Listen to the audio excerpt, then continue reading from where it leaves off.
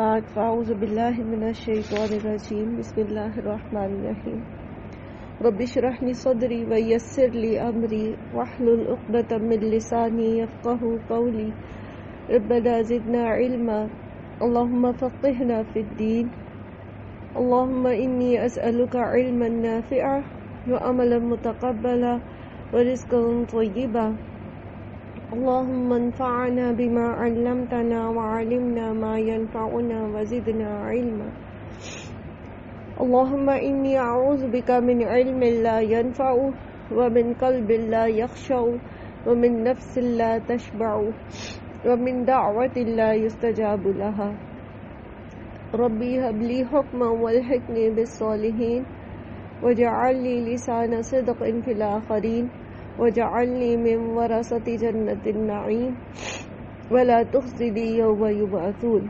اللهم أرنا الحق حقا وارزقنا اتباعه وأرنا الباطل باطلا وارزقنا اجتنابه ربي يسر ولا تعسر وتمم بالخير آمين يا رب العالمين اللهم صل وسلم على نبينا محمد سبحان الله وبحمده سبحان الله العظيم. السلام علیکم ورحمۃ اللہ وبرکاتہ. کیسے آپ سب؟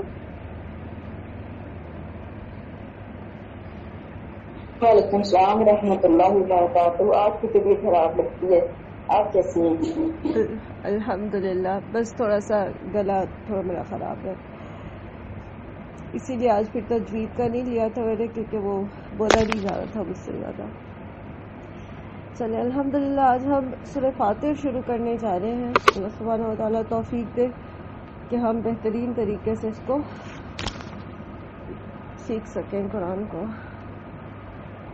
اچھا جی، اعوذ باللہ من الشیطان الرجیم بسم اللہ الرحمن الرحیم. سورہ فاتر مکی صورت ہے.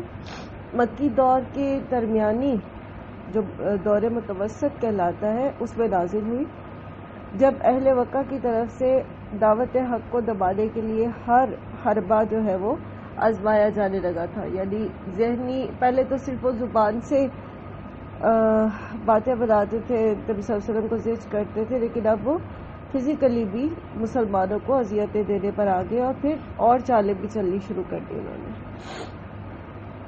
بسم اللہ الرحمن الرحیم. الحمدللہ فاطر السماوات والارض.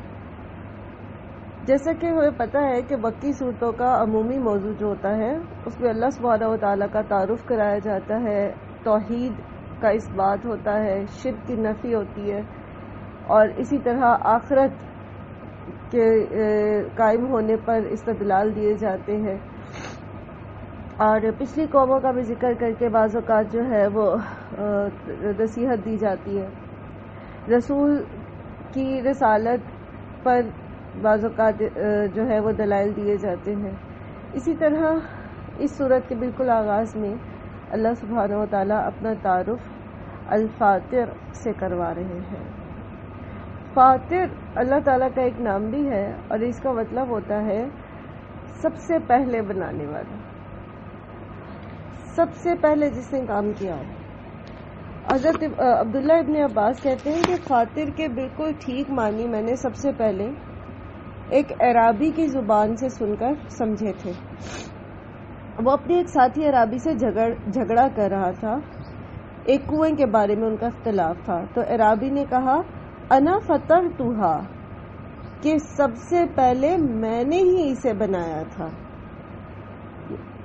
تو چونکہ زبان دان تھے نا، انہی کی تو زبان ہے عربی، عرابیوں کی. تو حضرت ابن عباس کہتے ہیں کہ اس سے میں نے سب سے پہلی دفعہ اس کو سیکھا کہ فاتر ہوتا کیا ہے. اصل میں جو بالکل پہلی دفعہ، سب سے پہلی دفعہ کسی چیز کو بناتا ہے یا اس کا آغاز کرتا ہے. تو تمام تعریفیں اللہ کے لیے ہیں جس نے آسمان اور زمین کو بنایا. اسی طرح اللہ سبحانہ و تعالیٰ کا نام البدیع بھی ہے. البدیع کا مطلب بھی کیا ہوتا ہے؟ نتھنگ سے کچھ بنا دینا. جب کچھ بھی نہ تھا تو بغیر کسی سبب کے، بغیر کسی وسیلے واسطے کے، کسی بھی چیز کے بغیر کوئی چیز بنا دینا. تو اللہ سبحانہ و تعالیٰ آسمان اور زمین کو بنانے والا ہے، جاعل الملائکۃ رسلا، اور اس نے ہی اپنے فرشتوں کو پیغام پہنچانے والا بنایا ہے، اولی اجنحۃ مثنی و ثلاثہ و رباع، وہ پروں والے ہیں 2 2 3 3 اور 4 4۔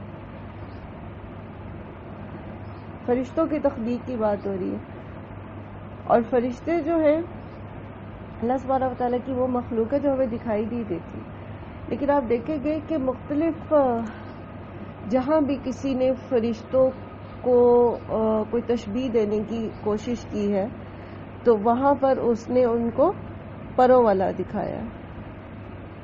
نبی صلی اللہ علیہ وآلہ وسلم کے ایک ارشاد کے مطابق آپ صلی اللہ علیہ وسلم نے جب جبرائیل علیہ السلام کو دیکھا تو آپ نے فرمایا کہ ان کے 600 پر تھے، 600 پر، اور حضرت جبرائیل جو ہے وہ پورے افق پر چھائے ہوئے تھے۔ یہ فترۃ الوحی کے بعد جب دوسری وحی آئی اس وقت کی بات ہے۔ نبی صلی اللہ علیہ وسلم نے حضرت جبرائیل کو ان کی اپنی اصل شکل میں 2 مرتبہ دیکھا، ایک سدرۃ المنتہا کے پاس اور معراج کے موقع پہ، اور ایک فترۃ الوحی کے بعد۔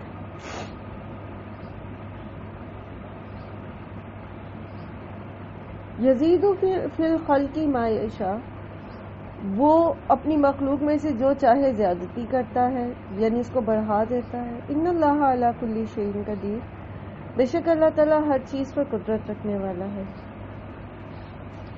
مخلوق میں سے جس کو چاہتا ہے بڑھاتا ہے، جس کو چاہتا ہے کم کرتا ہے، جہاں چاہتا ہے جو چاہتا ہے وہ کر سکتا ہے، جو وہ کرنا چاہتا ہے وہ کر دیتا ہے۔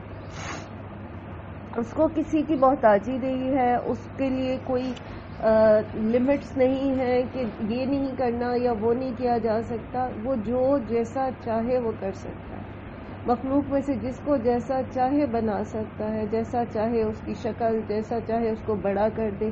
بیسیکلی یہاں فرشتوں کے بارے میں بات ہو رہی ہے کہ اللہ سبحانہ و تعالیٰ نے فرشتوں کو جیسا چاہا بنایا، اور پھر ان سے پیغامبری کے کام بھی لیے، یعنی میسیجز لے کر بھی آتے، اور رسولوں کے پاس اللہ کا پیغام کون لاتے؟ حضرت جبرائیل علیہ السلام۔ ما یفتح اللہ للناس من رحمت، جو کھول دے اللہ لوگوں کے لیے کوئی رحمت، فلا ممسک لہا، تو کوئی اس کو روکنے والا نہیں ہے، وما یمسک، اور جو کوئی وہ روک دے، فلا مرسل لہ من بعدہ، تو پھر کوئی اسے دینے والا نہیں۔ وہو العزیز الحکیم، اور وہ بہت زبردست اور خوب حکمت والا ہے۔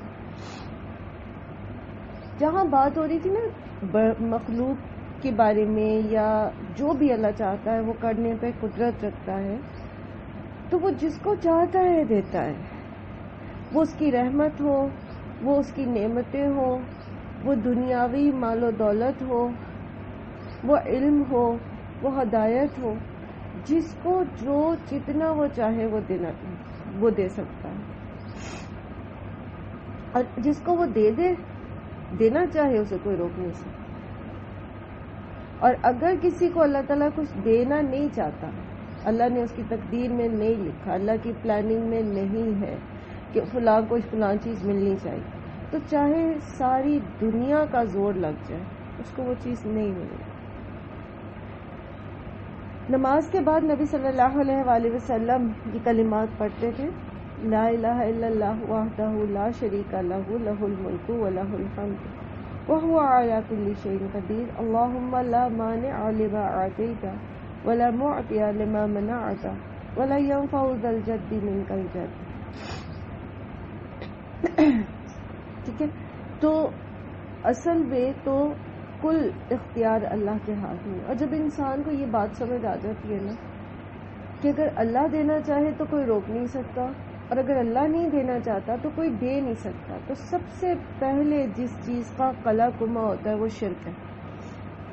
کل بھی ہم بات کر رہے تھے نا کہ لوگ غیر اللہ کے در پہ کیوں جاتے ہیں؟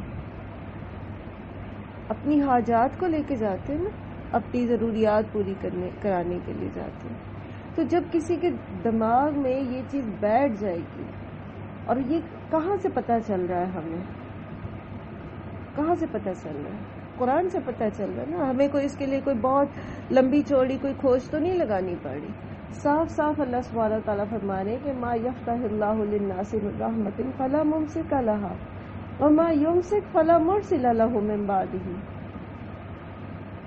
تو جب اللہ نہیں دینا چاہے گا تو کسی کی جرت نہیں ہے، چاہے وہ نبی ہیں، چاہے وہ فرشتے ہیں، چاہے وہ کوئی بھی اور ہے، کہ وہ اللہ سے اس کا فیصلہ تبدیل کرا سکے.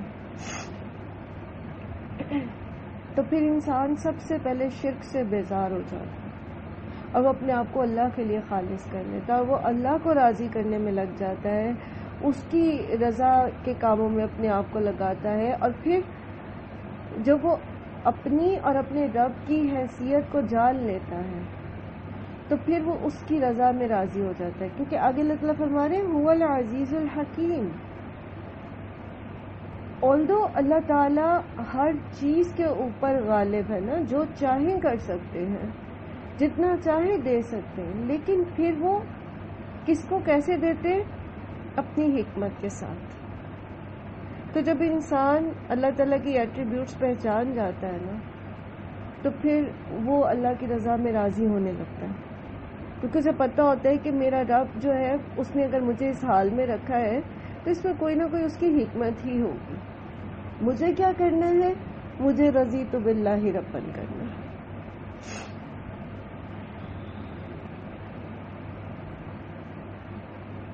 یا ایھا الناس اذکروا نعمت اللہ علیکم، اے لوگو یاد کرو ان نعمتوں کو جو اللہ کی تم پر ہے.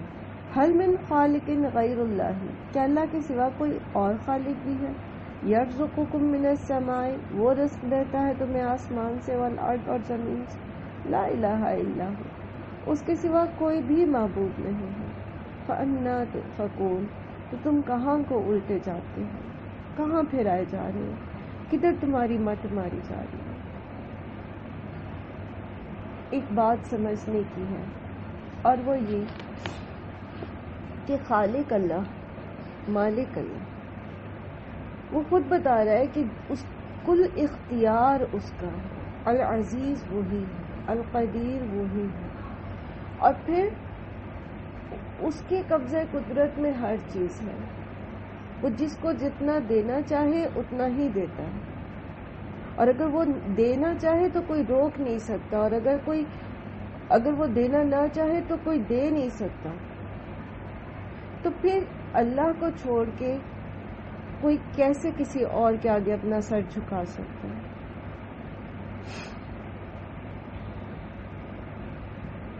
ہاں جی، آپ کچھ کہنا چاہیں گے اس کے بارے میں؟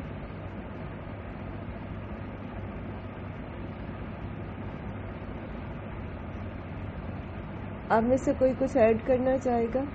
جب آپ یہ جان لیتے ہیں کہ کل اختیار اللہ کے پاس ہے تو پھر انسان کیسے اپنے آپ کو اللہ تعالیٰ کے لیے خالص کر لیتا ہے؟ اصل میں ہمارے معاشرے کی اور ہماری ذات یہی ہوتی ہے کہ اب ہمیں یہ مصیبت آ گئی، یہ پریشانی آ گئی، تو اگر فلاں بندہ ہے اس نے اگر اپنا ہاتھ اٹھا لیا تو ہم کیا کریں گے، ہمارا کیا بنے گا. تو اصل میں پھر ہمیں اللہ تعالیٰ پہ اس طرح سے بھروسہ نہیں ہوتا، کیونکہ سبب تو اللہ تعالیٰ کی ذات دینے والی تھی، وسیلہ تو اس نے بنانا تھا. اگر انسان کو وسیلہ بنایا اور انسان کی مدد کی تو پھر اللہ نے سب کچھ کیا، تو ہمیں دوسروں پہ تو نہیں رکھنا چاہیے، ہمیں دیکھنا چاہیے کہ اللہ ہی ہے. اگر اس نے ادھر تک وہ ہمیں لے آیا ہے، آگے بھی اسی نے سارے دروازے کھولنے ہیں، تو پھر ہمارے ذہن میں یہ اللہ کے علاوہ جو امیدیں ہوتی ہیں اور پریشانیاں ہوتی ہیں، مایوسیاں ہوتی ہیں، وہ ختم ہو جاتی ہیں. کہ جب اللہ تعالیٰ کی ذات ہمارے ساتھ ہے، حسبنا اللہ، تو پھر کسی اور کی ضرورت نہیں پیش آتی. نہ ہی پھر ہم مزاروں پہ جاتے ہیں، نہ ہی ہم کسی اپنے دوسرے وسیلوں کی طرف جاتے ہیں کہ اگر پریشان ہو گئے تو ہمارا کیا بنے گا. کیونکہ جس کو اللہ تعالیٰ جس کے لیے کافی ہو گیا اس کو کسی چیز کی ضرورت پیش نہیں آتی. بالکل، اور وہی رب ہے نا، دینے والا ہی وہ ہے، اختیار ہی کل اس کا ہے. تو اس سے نا سب سے بڑی بات یہ ہوتی ہے نا کہ وہ جیسے اقبال کہتا ہے نا کہ وہ ایک سجدہ جسے تو گراں سمجھتا ہے 1000 سجدوں سے دیتا ہے آدمی کو نجات.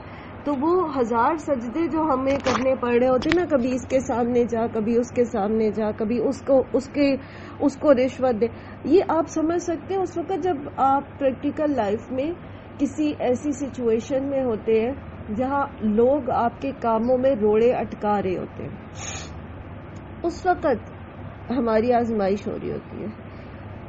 اس وقت اگر ہم یہ سوچ لیں کہ اگر اللہ تعالیٰ نے میرا یہ کام کرانا ہے، اگر یہ گیس کا کنیکشن جو ہے یہ اللہ تعالیٰ نے لگوانا ہے، یہ لگنا ہی ہے، تو پھر ہم رشوتیں نہیں دیتے. پھر ہمیں پتہ ہوتا ہے کہ اللہ تعالیٰ ہماری فرما برداری چیک کر رہے ہیں. جس وقت اللہ تعالیٰ نے مقرر کیا ہے وقت، اس وقت پہ مجھے یہ چیز مل جائے گی. اور اگر اللہ کی طرف سے نہیں ہے نا، تو میں 10 لوگوں کو بھی فائل آگے بڑھانے کے لیے رشوت دوں گا نا، تب بھی میرا کام نہیں ہونے والا. تو یہ سوچ انسان کو بہت سارے گناہوں سے بچا لیتی ہے، بہت ساری مایوسیوں اور بہت ساری پریشانیوں سے بچا لیتی ہے، بہت سارے غیر اللہ کے سامنے سجدوں سے بچا لیتی ہے. جی سدرا، آپ کچھ کہنا چاہ رہی تھی؟ جی میں بھی اس میں کہنا چاہ رہی تھی کہ جیسے وہ دعا جب آپ نے ہمیں نا نماز کی رمضان آپ وہ بھیجا کرتی تھی کہ نماز کا طریقہ اور حضور صلی اللہ علیہ وسلم کے اسباب جو وہ نمازیں پڑھتے تھے، تو اس میں ساتھ ساتھ ہم نے یاد کی رکوع کر کے جب کھڑا ہوتا ہے تو اس کے ساتھ اس کا ایک پارٹ ہے اللہم لا مانع لما اعطیت ولا معطی لما منعت.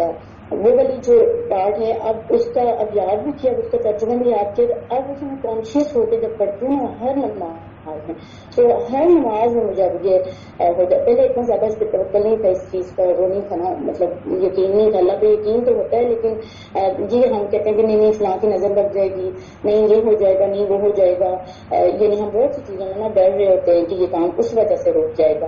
حالانکہ اب کانشیس ہو کے یہ دعائیں پڑھتی ہیں الحمدللہ تو مجھے پورا یقین ہوتا ہے کہ میرے نصیب میں یہ ہے تو اللہ مجھے دیکھ ہی رہے گا، کوئی نہیں روک سکتا.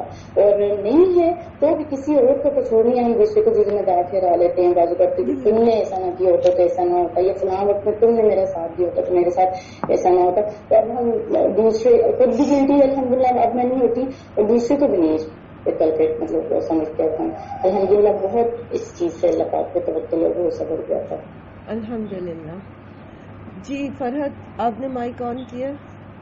جی آپ ہی میں بھی یہی کہنا چاہتی ہوں کہ جب سے ہم اس کے ساتھ قرآن پاک کے ساتھ جڑے ہیں تو ابھی توقل اور زیادہ مضبوط ہو گیا. کوئی جب پریشانی آتی ہے تو دوسروں سے شیئر کرنے کی بجائے اور اس طرح کرنے کی بجائے جسٹ ہم نماز پڑھتے ہیں یا نفل پریشانی میں جو حاجت کے نفل ہے اس میں اس دل میں ہوتا ہے کہ اللہ کے سامنے ہم یہ اپنا مسئلہ لے کے پیش ہوئے تو وہ حل ہو جاتا ہے. مطلب کسی بندے کے آگے یا کوئی بھی کچھ کرنے سے مطلب اس طرح ہوتا ہے اللہ کے سامنے منہ سے بھی لفظ نہیں نکالے ہوتے اور وہ مطلب پریشانی جیسے اللہ کو بتا رہے ہیں تو وہ مطلب جب ہوتے اس کا ٹائم یا کچھ ٹائم کے بعد وہ اللہ تعالیٰ اس کو حل کر دیتا ہے.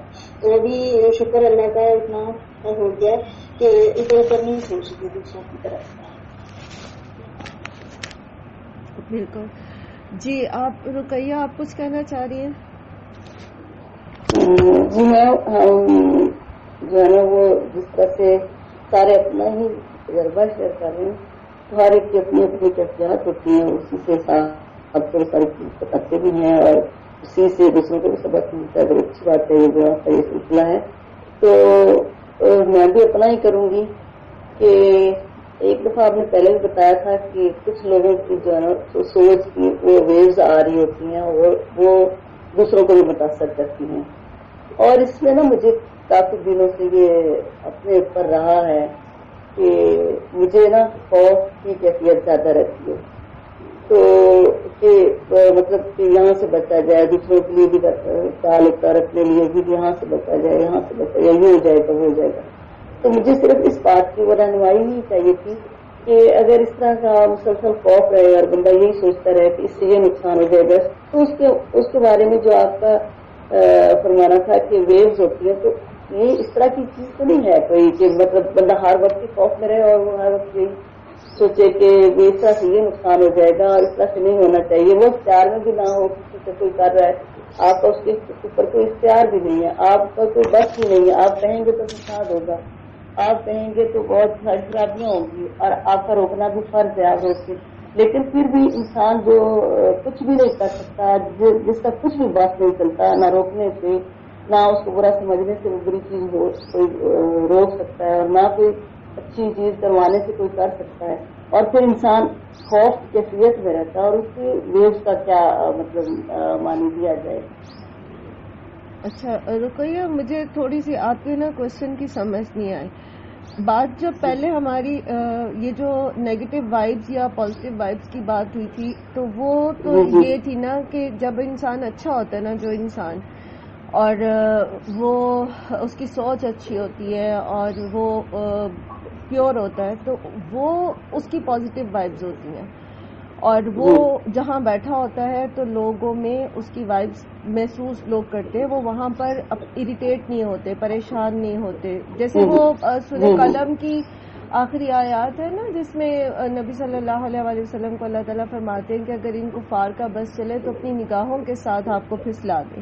تو جیسے لوگوں کے دیکھنے کا انداز ہوتا ہے ان کا, تو وہ بھی اثر رکھتا ہے, اس کی بھی ہوتی ہیں اثرات ہوتے ہیں.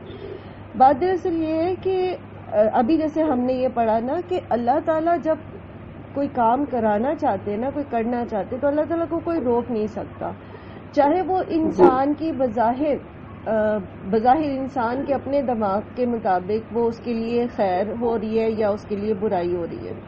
ٹھیک ہے, تو اگر اللہ کا حکم ہوگا تو وہ ہوگا, اگر اللہ کا اذن نہیں ہے تو کچھ بھی نہیں ہو سکتا. آپ نے سورہ بقرہ میں پڑھا نا, وہ جہاں پر ہاروت اور ماروت کا ذکر آتا ہے, اور اللہ تعالیٰ بتاتے ہیں کہ یہ جو جادو سیکھتے تھے, یہ اس لیے سیکھتے تھے کہ شوہر اور بیوی کے بیچ میں پھوٹ ڈلوا دیں, لیکن وہ ایسا کر نہیں سکتے الا باذن اللہ, سوائے اس کے کہ اللہ ہی کا اذن ہو کہ ان کا جادو کام کر جائے.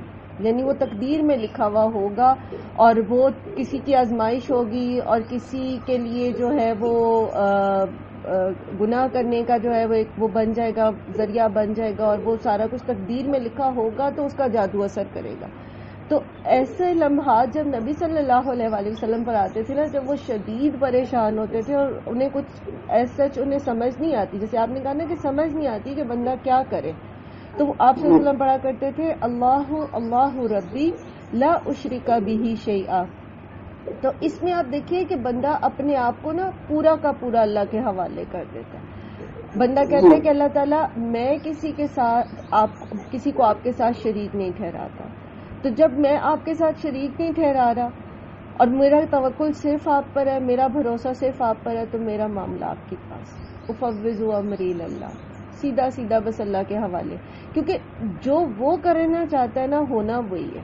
تو خواہ خواہ انسان سوچ کے پریشان ہو, اور یہ جو پریشانی ہوتی نا طبیعت میں, بہت زیادہ بے چینی ہوتی ہے, اور یہ بعض اوقات شیطان کی طرف سے بھی ہوتی ہے, کیونکہ شیطان انسان کو نا اس طرح کی کیفیات میں رکھ کے نا تو ذہنی طور پر اس کو مفلوج کرنا چاہتا ہے. ٹھیک ہے, وہ چاہتا ہے کہ انسان پروڈکٹیو نہ رہے. آپ جب ایک پیس آف مائنڈ میں ہوتے ہیں, آپ بہت اچھی نماز پڑھ رہے ہوتے ہیں, آپ اپنی تسبیحات اپنا ذکر پورا کر رہے ہوتے ہیں, آپ سب کچھ کر رہے ہوتے ہیں, لیکن پھر ایسے ہی دل اڑنا شروع ہو جاتا ہے, بے چینی شروع ہو جاتی ہے, آپ کا دل ہی نہیں لگتا کسی کام میں, تو بیسیکلی یہ شیطان کی طرف سے ہوتا ہے. تو اس کے لیے اس وقت خاص طور پہ پھر معوذتین پڑھے, آیت الکرسی پڑھے اور تعوذ پڑھے, تو وہ پھر انشاءاللہ آپ کی کیفیت بہتر ہو جاتی ہے. جی بہت شکریہ.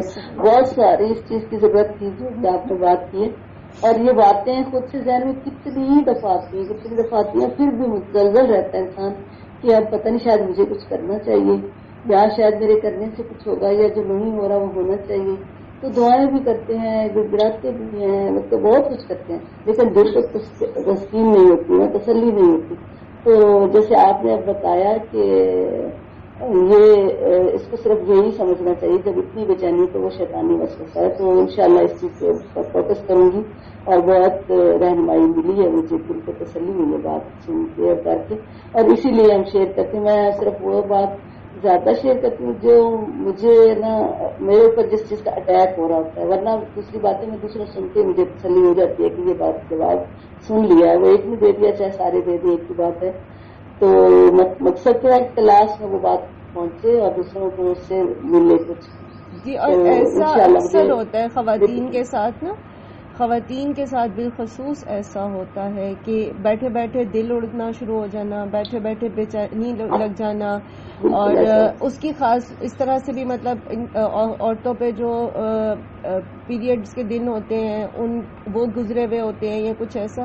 تو جہاں ہارمونل چینجز اور دوسری چیزیں ہوتی ہیں وہاں چونکہ ذکر کم ہو جاتا ہے نا اللہ تعالیٰ کا. بھی آگے آپ پڑھیں گے انشاءاللہ تو اس میں آپ جی ریحانہ میڈم یہ آپ نے جو دعا بتائی ہے یہ ذرا آپ لکھ کے بھیج دیں گی، واٹس ایپ کر دیں گی گروپ میں.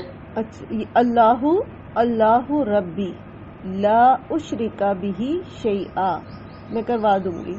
میں موسیٰ پلیز آپ کر دیجیے گا. شکریہ انشاءاللہ. جی عروج بیٹا آپ کیا کہنا چاہ رہے ہیں؟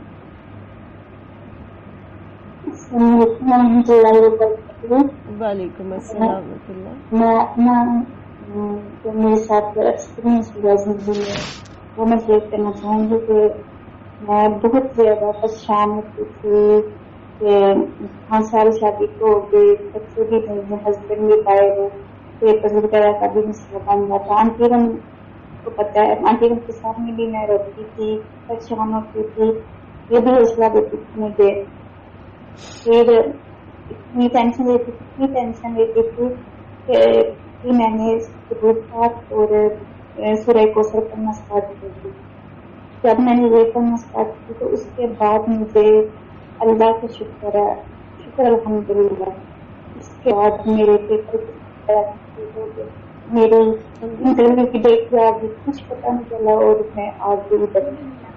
تو میں یہ کہنا چاہوں گی کہ الحمدللہ اللہ کا شکر ہے. جب بھی کوئی مشکل آئے تو صرف اللہ پاک سے جب رجوع کریں گے کہ اللہ پاک سے میرا یہ کام نہ ہو جائے، میں یہ پڑھوں گی، قرآن پاک پڑھوں گی، میں نفل پڑھوں گی، آپ کی عبادت کروں گی.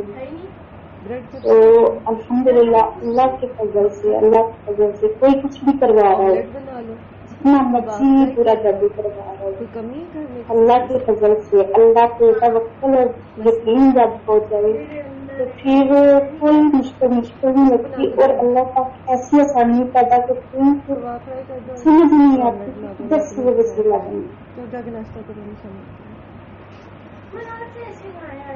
ہاں جی بالکل صحیح کہا آپ نے. اور جب انسان یہ سمجھ جاتا ہے نا کہ یہ سب معاملات صرف اللہ کے ہاتھ میں ہی ہیں، ٹھیک ہے، اور پھر اس کو تسلی ہو جاتی ہے، وہ پھر پریشان نہیں ہوتا. سب سے پہلی بات یہ کہ جب دل میں تسلی اتر آتی ہے نا، پھر وہ جو فیصلے لینے ہوتے ہیں، جو کام کرنے ہوتے ہیں، ان میں پھر وہ پرسکون طریقے سے جو ہے وہ کر سکتا ہے. ادروائز بے چینی اور بے قراری میں وہ پھر غلط فیصلے بھی لیتا ہے. ٹھیک ہے چلیں جی. کوثر آپ کچھ کہنا چاہ رہی ہیں؟ مختصراً آپ بھی کہیے پھر انشاءاللہ آگے چلیں گے. میں بھی بہت پریشان رہتی کہ بچے نہیں تھے تو جاننا کا پریشان رہنا سوچنا اور فیل کریں کہ میں بہت ہی اداس ہوئی رہتی تھی. اب جس دن سے میں نے بھی قرآن پاک کا آپ سے یہ کریں میرا سارا دن ایسے گزرتا ہے بہت سکون سے، اور میرا دن یہ کرتا ہے کہ میں سارا دن لے کے بیٹھتی رہوں، سنتی رہوں، کوشش کرتی رہوں. تو میرا ایسا سب کچھ میرا زیادہ تبدیل ہوئی اور انشاءاللہ میری کوشش ہے کہ یہ مسئلہ درخواست کرنا اس نے مجھے اس راستے پہ لگایا اور مجھے سکون بھی دے دیا. میرا دن اچھا گزر گیا، مجھے کوئی ٹی وی سے دلچسپی نہیں ہے، کوئی کاموں سے نہیں، تو سب کچھ جو ہے یہ اللہ کی طرف سے ہے. تو باقی اللہ تعالیٰ بڑا ہی احسان ہے، امتحان کرم کرنے والا ہے، کوئی ایران نہیں کرتا.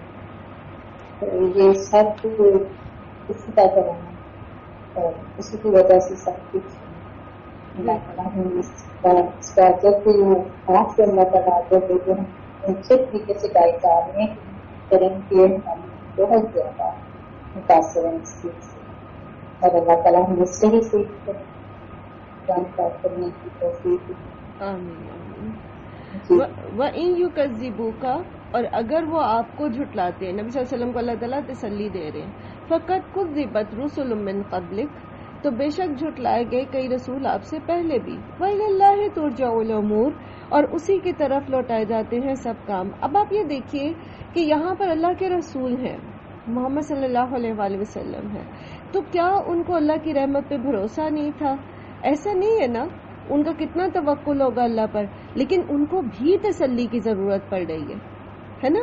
تو ہم تو بڑے گناہ گار لوگ ہوتے ہیں، ہم تو ایک دن میں پتہ نہیں کیا کچھ کرتے رہتے ہیں، اللہ تعالیٰ ہمیں معاف کرے، لیکن وہی بات ہے کہ جب اللہ تعالیٰ کا تعارف حاصل کرتے ہیں، جب ان چیزوں کو سمجھتے ہیں، جب قرآن پڑھتے ہیں، تو دیکھتے ہیں کہ اچھا دیکھو اللہ کے رسول صلی اللہ علیہ وسلم کے ساتھ بھی تو لوگوں نے ایسے اور ایسے کہا تھا، ایسے اور ایسے کیا تھا، اور پھر اللہ تعالیٰ ان کو کیا حکم دیتے ہیں، کہیں حکم دیتے ہیں کہ آپ ان سے درگزر کریں، کہیں حکم دیتے ہیں آپ ان سے اعراض برت جائیں، کہیں حکم دیتے ہیں کہ آپ ان کی جو آپ کے خلاف باتیں یہ کر رہے ہیں آپ اللہ کی تسبیح کریں۔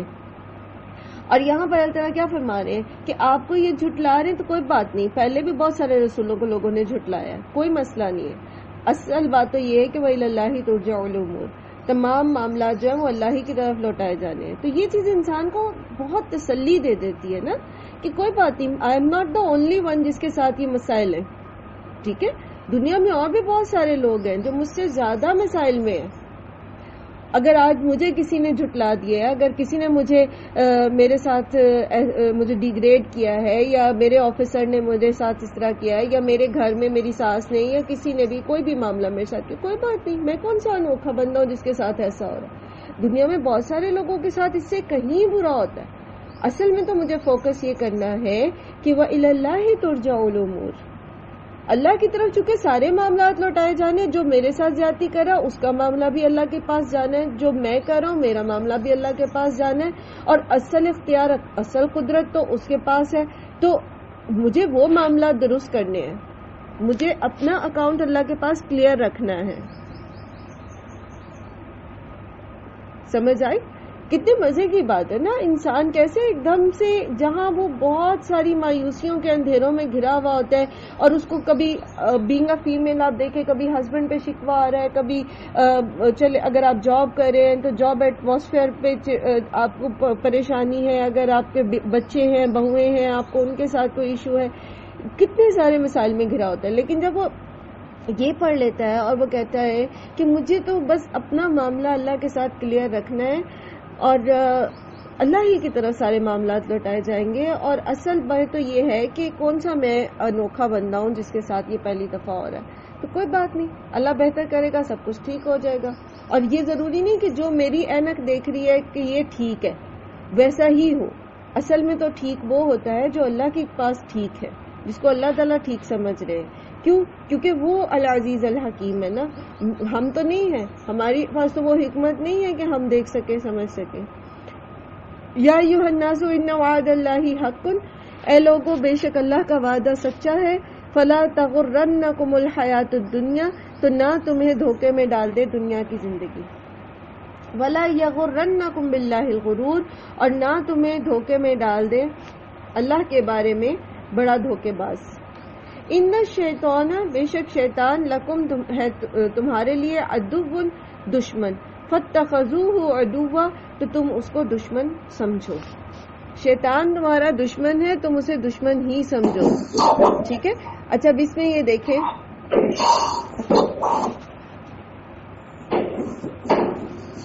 دو چیزیں ہیں سمجھنے والی، ایک یہ کہ اللہ تعالیٰ فرما رہے ہیں کہ تمہیں دنیا کی زندگی دھوکے میں نہ ڈال دے۔ دنیا کی زندگی انسان کو کیسے کیسے دھوکے میں ڈالتی ہے۔ ہاں جی، اب میرے سے بولا نہیں جا رہا، میں چاہ رہی ہوں آپ لوگ بولیں زیادہ، بتائیے سدرا آپ شروع کریں، دنیا کی زندگی دھوکے میں کیسے ڈالتی ہے، ایک ایک پوائنٹ بتاتے جائیں۔ جی ریحانہ آپ بتائیں۔ دنیا میں آج کل یہ سوشل میڈیا تو بہت اہم کردار ادا کر رہا ہے، ہر چیز چمک دھمک کے ساتھ انسان کھو جاتا ہے، دیکھتا رہتا ہے، موبائل میں بندہ کئی بندے گھنٹوں بیٹھ کے ٹائم گزار لیتے ہیں، پتہ ہی نہیں ہوتا کہ اتنا ٹائم گزر گیا، اتنی پڑ گئی ہے کہ ایک دوسرے کے لیے ٹائم ہی نہیں ہے، فیملی ممبرس کے لیے ٹائم نہیں ہے، पास मोबाइल, एक घर में अगर 4 लोग हैं, 4 के पास मोबाइल होगा, के सोशल मीडिया में मसरूफ हैं, ये फेसबुक, ये यूट्यूब या इनके टाइम गुजार रहे होते हैं, तो वो धोखे में, ये दुनिया की जिंदगी धोखे में डाला था इंसान को खबर ही नहीं है कि नमाजें जा रही हैं, कि टाइम गुजर रहा है, किस तरह गुजार रहा है, धोखा ही है।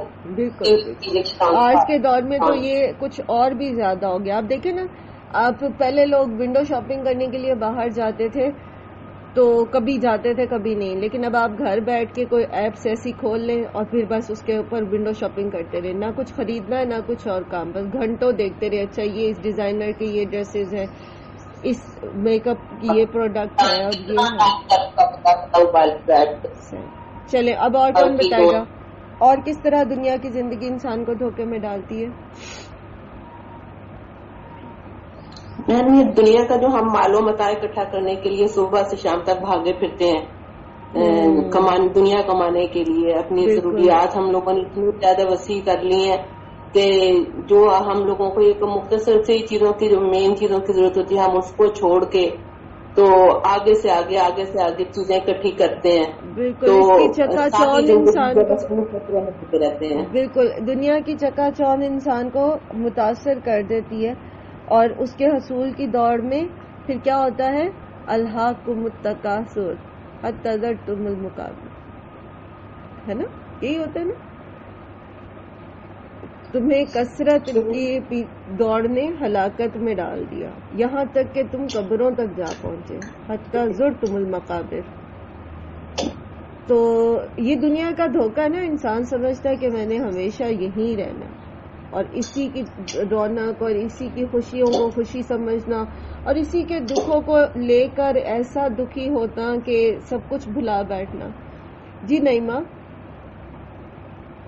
जी मेरा पॉइंट ये है कि हमारी तरजीहात जो है वो ज्यादा दुनिया पर हमारी नजर होती है।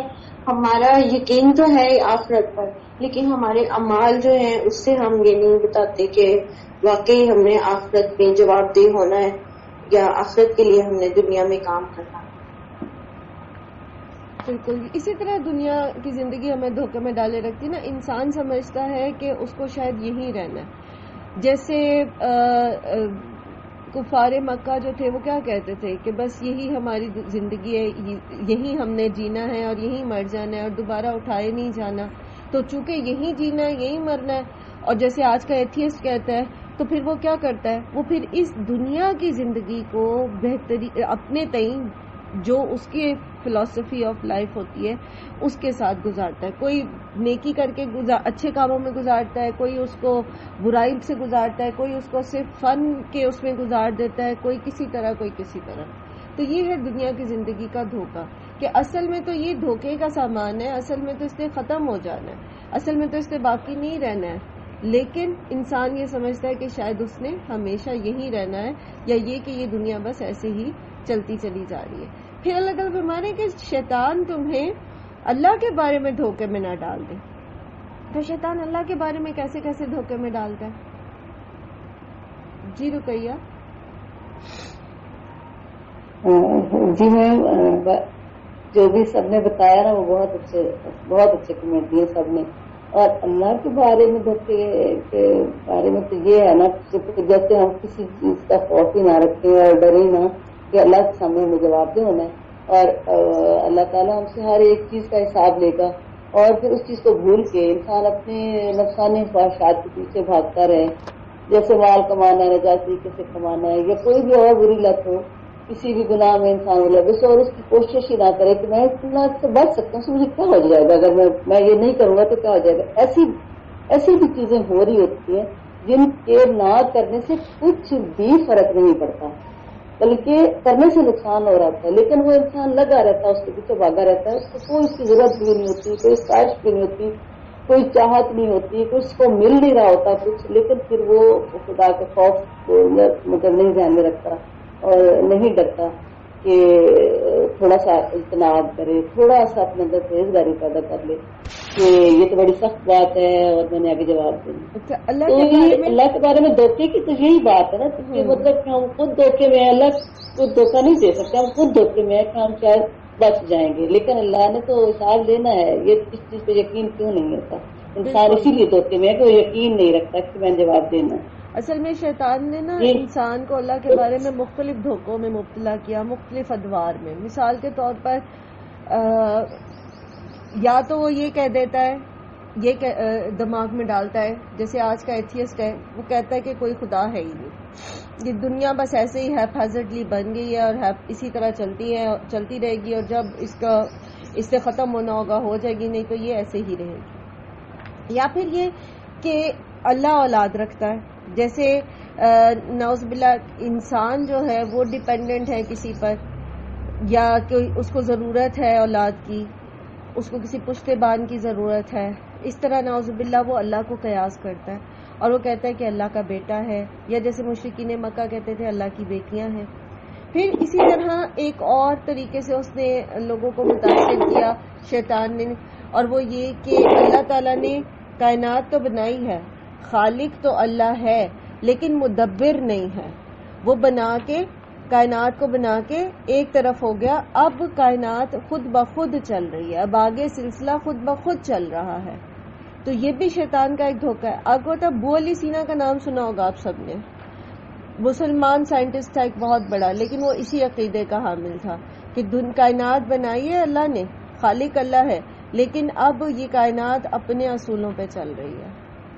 پھر اسی طرح وہ بندے کو دھوکے میں ڈالتا ہے اللہ کے بارے میں اس طرح کہ اللہ جو ہے وہ ہر چیز میں موجود ہے.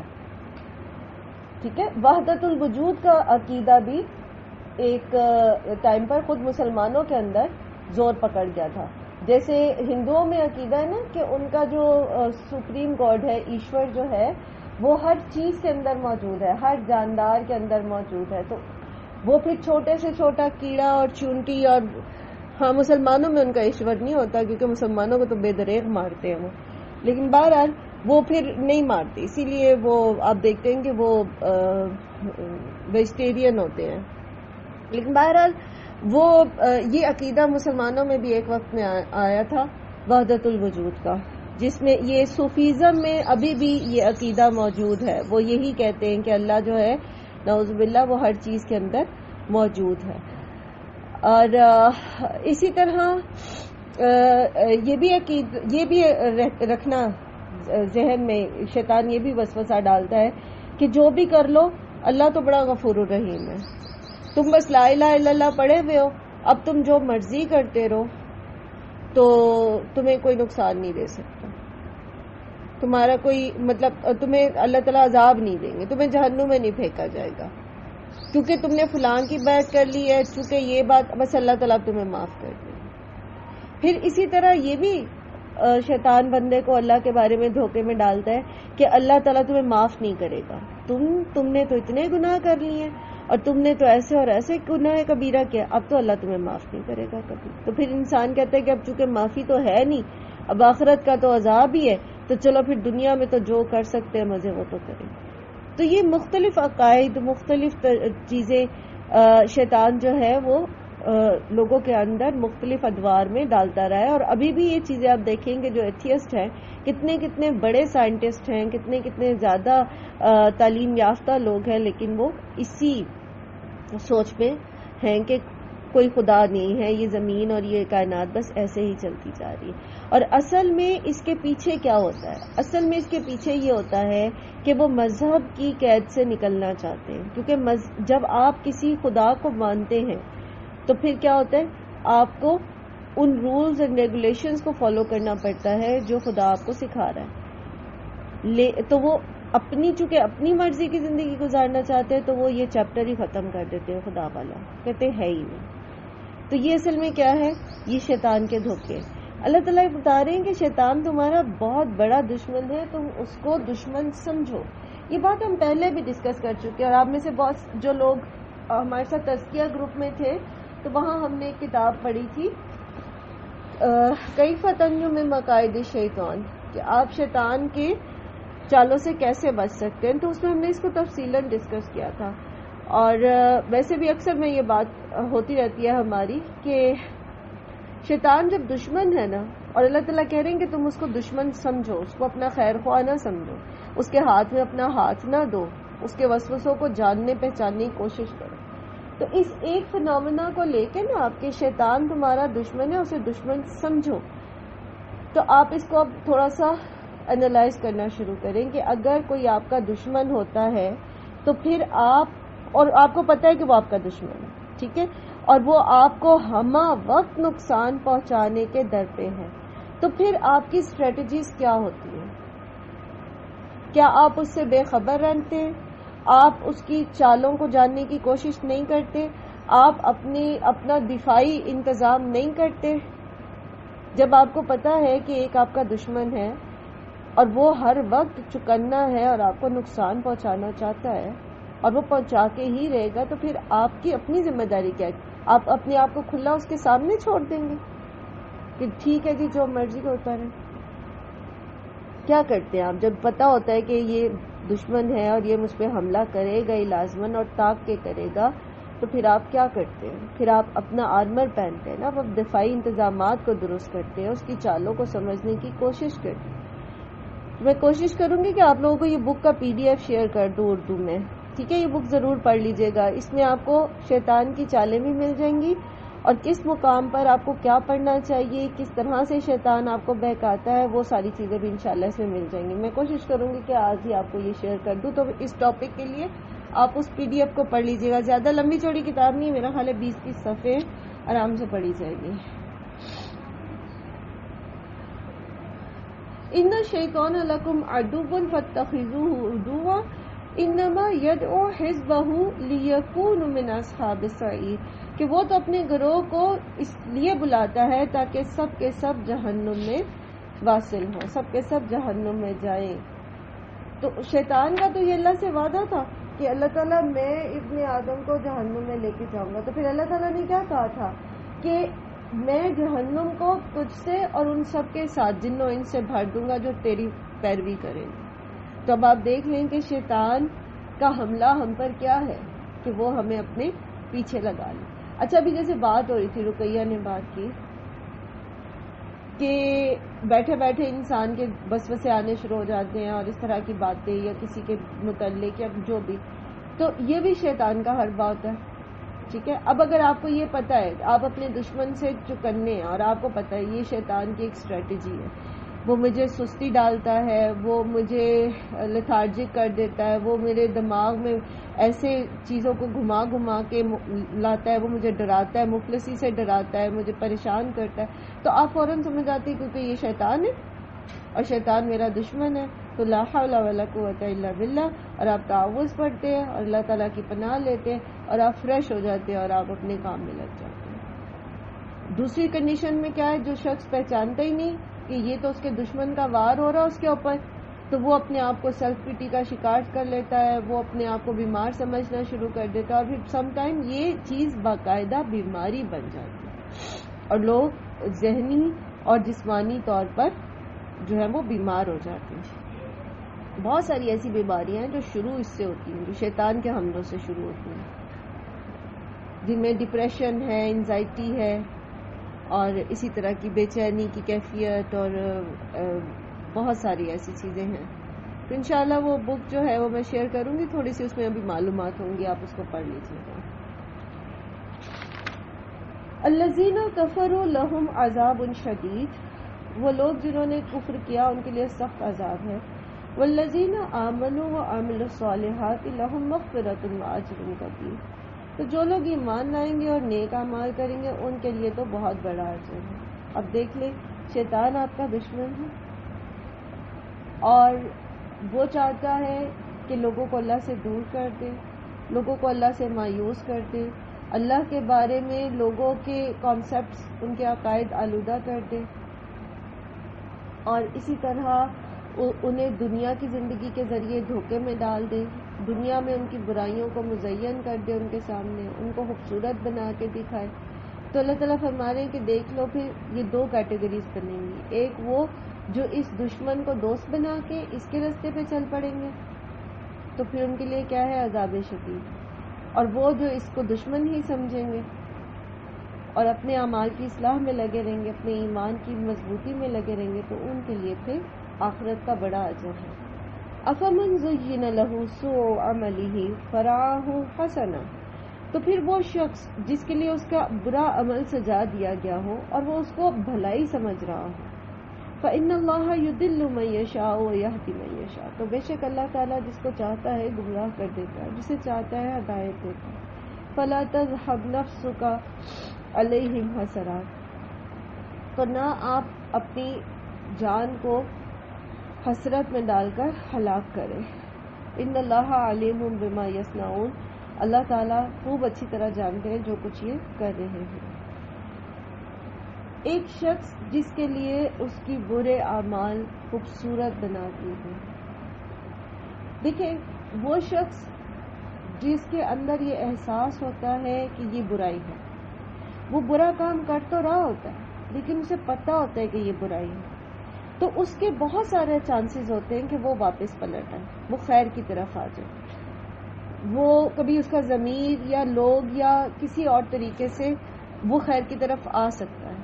لیکن ایک وہ شخص جو قتل کرتا ہے اور اس کو اس میں کچھ عیب ہی نہیں لگتا، کوئی برائی نہیں لگتی، جو زنا کرتا ہے اور وہ اس کے لیے خوبصورت عمل ہے، وہ سمجھتا ہے کہ وہ کوئی بہت ہی اچھا کام کر رہا ہے، جو اور ایسے ایسے کام کرتے ہیں اور اس میں لذت تلاش کرتے ہیں اور سمجھتے ہیں کہ بس دے آر ڈوئنگ رائٹ، وہ حق پر ہیں، وہ صحیح کام کر رہے ہیں. جیسے مثال کے طور پر ایک شخص جسے معاشرے میں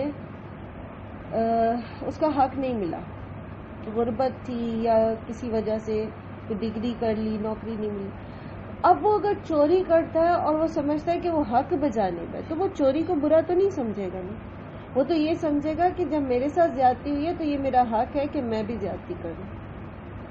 تو ایسا شخص جو برائی کو اچھا سمجھ کے کرتا ہے، پھر اس کے اندر خیر کی طرف پلٹنے کی صلاحیت ختم ہو جاتی، پھر وہ سیدھے رستے پر نہیں آتا. ہاں جس کو یہ احساس رہے کہ میں غلط کر رہا ہوں تو وہ پلٹ آتے. یہاں اسی چیز کا ذکر ہے کہ کفار مکہ جو شرک کر رہے ہیں، جو نبی صلی اللہ علیہ وآلہ وسلم کو جھٹلا رہے ہیں، تو وہ اس کو حق سمجھ کے کر رہے، وہ اس کو بہترین کام سمجھ کے کر رہے. وہ سمجھ رہے ہیں کہ ہم اپنے آباء و اجداد کے عقائد کو جو ڈیفینڈ کر رہے ہیں تو ہم کوئی بہت اعلیٰ کام کر رہے ہیں، ہم کوئی بہت بہترین کام کر رہے ہیں.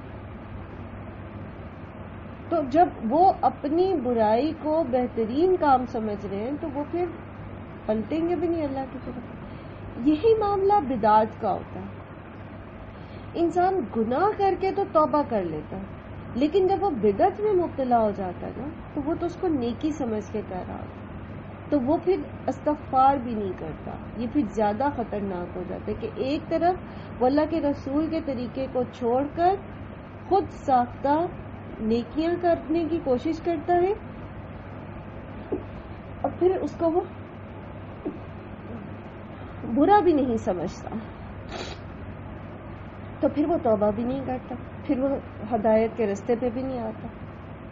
تو اللہ تعالیٰ نبی صلی اللہ علیہ وسلم سے فرما رہے ہیں کہ یہ تو سیدھے راستے پر نہیں آنے والے، کیونکہ انہوں نے تو اپنی برائی، ان کی جو برائی ہے، ان کا جو شرک ہے، ان کا جو فلسفہ ہے اللہ کے بارے میں، یہ اس کو بہت اچھا سمجھتے، نیکی سمجھتے. تو آپ پریشان نہ ہو، آپ اپنی جان نہ گلائیں ان کے پیچھے. اور یہ موضوع بہت دفعہ پڑھ چکے کہ نبی صلی اللہ علیہ وآلہ وسلم کو اللہ تعالیٰ نے تسلی دی ہے کہ آپ اس چیز کے لیے اپنے آپ کو پریشان نہ کریں کہ یہ جو لیڈرشپ تھی نا مکہ کی، قریش کی، وہ لیڈرشپ جو تھی وہ نہیں مانتی تھی. عام عوام جو تھے ان کو تو وہ زبردستی روک دیتے تھے نا، نہ قرآن سننے دیتے تھے، پھر اپنی عورتوں پہ پابندی لگاتے تھے، پھر بچوں پہ پابندی لگاتے تھے، پھر اپنے غلاموں پہ پابندی لگاتے تھے. تو اللہ تعالیٰ فرما رہے کہ اللہ تعالیٰ ان کی ساری حرکتوں کو جانتے ہیں. آپ اس چیز کے لیے اپنے آپ کو ہلاکت میں نہ ڈالیں، بلکہ انسان فوکس اس چیز پہ رکھے کہ جو اصلاح کا طلبگار ہے اس کو صحیح راستے کی طرف رہنمائی کی جائے. جیسے عبس وتولی میں اللہ تعالیٰ نے فرمایا واللہ الذی ارسل الرياح فتثير سحابا فسقناه الى بلد میت فاحیینا به الارض بعد موتها كذلك النشور. پھر ہم بادلوں کو خشک زمین کی طرف لے جاتے ہیں اور اس سے زمین کو اس کی موت کے بعد زندہ کرتے ہیں. اسی طرح دوبارہ جی اٹھنا ہے. یہ لوگ جو مرضی باتیں کرتے رہیں کہ نہیں ہم اللہ تعالیٰ دوبارہ کسی کو نہیں اٹھائے گا اور یہ زندگی تو بس یہی ہے اور قیامت نہیں آئے گی، تو اللہ تعالیٰ ایک مثال سے سمجھاتے ہیں کہ دیکھو جس طرح ایک خشک زمین ہے اس پہ اللہ تعالیٰ پانی برساتے ہیں تو وہ ہری بھری ہو جاتی ہے، اسی طرح اللہ تعالیٰ مردوں کو بھی زندہ کر دیں گے. ایک بنجر زمین ہے، آپ سب دیکھتے ہوں گے نا، سردیوں میں پتے جھڑ جاتے ہیں پودوں کے، بالکل خشک ہو جاتے ہیں، بالکل ایسے مردہ سے ہو جاتے ہیں، زمین سخت سی ہو جاتی ہے، لگتا ہی نہیں کہ یہاں یہ اس پودے پہ کبھی کوئی بہار بھی ہے. پھر جیسے ہی فروری سٹارٹ ہوتا ہے تو آپ دیکھتے ہیں انہی سخت ٹہنیوں میں سے جو ذرا سی موڑیں پر چٹک کے ٹوٹ جائے، انہی میں سے چھوٹی چھوٹی سی کونپلیں نکلنا شروع ہو جاتی ہیں اور وہ پھر ہرا بھرا ہو جاتا ہے سب کچھ. تو اللہ تعالیٰ اسی طرح مردوں کو بھی زندہ کر دیں گے، اس کے لیے کیا مشکل ہے. صحیح حدیث میں ہے کہ ابن آدم تمام کا تمام گل سڑ جاتا ہے لیکن اس کی ریڑھ کی ہڈی نہیں سڑتی، اسی سے پیدا کیا گیا ہے اور اسی سے ترکیب دیا جائے گا. یہ جو لاسٹ سب سے آخری ورٹیبرا ہوتا ہے نا، اس کے بارے میں ہے. اور آپ تھوڑا سا گوگل کریں گے تو آپ کو اس میں بھی یہ فیکٹ ملے گا کہ یہ جو ہے اس کے ڈکے میں جو ہے وہ سب سے زیادہ ٹائم لگتا ہے. یہ جو آخری ریڑھ کی ہڈی کا آخری مورا ہوتا ہے نا، سب سے نیچے جو پھولے کی ہڈی کے پاس ہوتا ہے، تو اس کے ڈکے میں سب سے زیادہ ٹائم لگتا ہے. ہڈیوں کے سب ڈکے میں جس سے زیادہ اینڈ پہ ختم ہوتا ہے اگر ہو تو، اول تو زیادہ تر ہوتا ہی نہیں. اسی طرح ایک مرتبہ ابو رزین رضی اللہ عنہ نبی صلی اللہ علیہ وسلم کے پاس آئے تو آپ صلی اللہ علیہ وسلم سے انہوں نے پوچھا کہ اللہ تعالیٰ مردوں کو کیسے زندہ کرے گا اور اس کی مخلوق میں اس بات کی کوئی دلیل ہے، یعنی آپ مجھے کسی مثال سے سمجھا سکتے. تب آپ صلی اللہ علیہ وسلم نے فرمایا کہ ابو رزین، کیا تم اپنی بستی کے آس پاس کی زمین کے پاس سے اس حالت میں نہیں گزرے کہ وہ خشک بنجر پڑی ہوئی ہوتی ہے، پھر دوبارہ تم گزرتے ہو تو دیکھتے ہو کہ وہ سبزہ زار بنی ہوئی ہے اور تازگی کے ساتھ لہرا رہی ہے؟ تو ابو رزین نے جواب دیا ہاں ایسا ہی ہے. تو آپ صلی اللہ علیہ وسلم نے فرمایا بس اسی طرح اللہ تعالیٰ مردوں کو زندہ کرتے ہیں. تو بات دراصل یہ کہ اللہ کی نشانیاں تو انسان کے ارد گرد بکھری ہوئی ہوتی ہیں، بس اس کا تدبر اور اس کا غور و فکر نہیں ہوتا. اور دنیا کی زندگی میں نے ہمیں اتنے دھوکے میں ڈال رکھا اور ایسے اپنے اندر الجھا رکھا ہے کہ ہمارے پاس جو ہے وہ وقت ہی نہیں ہے کہ ہم تھوڑی دیر سکون سے بیٹھے اور اللہ کی کائنات میں کچھ غور کرے. تو اس میں جو ہے اسی لیے کہا اللہ تعالیٰ نے کہ دنیا کی زندگی تمہیں دھوکے میں نہ ڈال دے، کہ سارا وقت ہم اسی کی چکا چوند میں لگے رہیں، اسی کے پیچھے دوڑتے رہیں اور یہاں تک کہ ہم اپنی قبروں کو پہنچ جائیں اور ہمیں اس چیز پہ غور و فکر کرنے کا ٹائم ہی نہ ملے کہ اللہ تعالیٰ نے یہ دنیا بنائی کیوں تھی اور ہمیں دنیا میں بھیجا کیوں تھا اور اصل میں ہمارا کرنے کا کام کیا تھا.